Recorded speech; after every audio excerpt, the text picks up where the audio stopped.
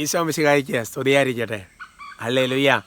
മംഗളവാർത്ത തിരുനാളിൻ്റെ മംഗളങ്ങൾ സ്നേഹപൂർവ്വം നിങ്ങൾക്കെല്ലാവർക്കും നേരുകയാണ്. പരിശുദ്ധമ്മയുടെ പ്രത്യേക ഒരു മാധ്യസ്ഥയും കൃപയും നിങ്ങൾക്കെല്ലാവർക്കും ഉണ്ടായിരിക്കട്ടെ. ഹല്ലേലൂയ.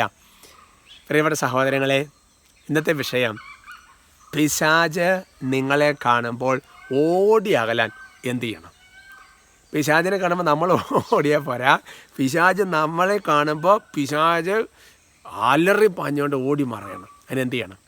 യാക്കോബസ് ലേഖനത്തിൽ 4-ാമത്തെ അധ്യായത്തിൻ്റെ 7-ാമത്തെ വാക്യം വചനം ഇങ്ങനെയാണ് പഠിപ്പിക്കുന്നത്: ആകയാൽ ദൈവത്തിന് വിധേയരാകുവിൻ, പിശാചിനെ ചെറുത്ത് നിൽക്കുവിൻ, അപ്പോൾ അവൻ നിങ്ങളിൽ നിന്ന് ഓടി അകന്നുകൊള്ളും. എൻ്റെ പ്രിയപ്പെട്ട സഹോദരങ്ങളെ, നമ്മൾ മനസ്സിലാക്കണം, നമ്മൾ ദൈവത്തിന് വിധേയരായാൽ പിശാചിനെ ചെറുത്ത് നിന്നാൽ അവൻ നമ്മൾ ഓടിയകലും.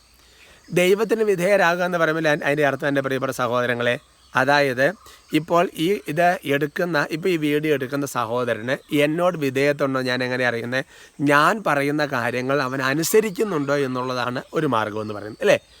അപ്പോൾ ദൈവത്തോട് വിധേയരാകുക എന്ന് പറഞ്ഞാൽ നമ്മൾ പ്രാർത്ഥിക്കുന്നത് മാത്രമല്ല, ദൈവത്തിൻ്റെ വചനങ്ങളെല്ലാം നമ്മൾ പാലിക്കുന്നു എന്നുള്ളതാണ് ദൈവത്തോട് കാണിക്കുന്ന വിധേയത്വത്തിൻ്റെ ഒരു അടയാളം. അപ്പോൾ അങ്ങനെ ദൈവവചനം നീ പാലിക്കാൻ തുടങ്ങിയാൽ എന്നെ സംഭവിക്കുമെന്നറിയാവോ? പിശാചിനോട് ചേർത്തെൽക്കാൻ പവർ കിട്ടും. കാരണം എന്താ? ഈ വചനം പാലിച്ചതിൻ്റെ പവറാണ് നിൻ്റെ ഉള്ളിരിക്കുന്നത്. അതുകൊണ്ട് നിനക്ക് ചേർത്തെൽക്കാൻ കാരണം പിശാച് നിന്നെ കാണുമ്പോൾ തന്നെ ഓടിയാകലും. ഹല്ലേലൂയ.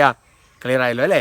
അതുകൊണ്ട് വചനങ്ങൾ മാക്സിമം പാലിച്ചാൽ നിങ്ങൾ ബൺ ഓരോന്നെടുത്ത് പാലിച്ച് നോക്കിയേ, അത് ഭയങ്കരമായിട്ട് വിജയിക്കും. പ്രിയപ്പെട്ട സഹോദരൻ, പിശാചിനെ ചേർത്തെൽക്കണം. അവൻ നമ്മളെ കാണുമ്പോൾ ഓടിയാകണം. അല്ല, നമ്മൾ പ്രലോഭനം കാണുമ്പോഴോ അല്ലെങ്കിൽ പ്രശ്നം നമ്മൾ ഓടുകയല്ല വേണ്ടത്, പിശാച് നമ്മളെ കാണുമ്പോൾ ഓടണം. ഹല്ലേലൂയ. കർത്താവേ ഈശോയെ, ഇവരെല്ലാം നല്ല മനുഷ്യരാണല്ലോ കർത്താവേ.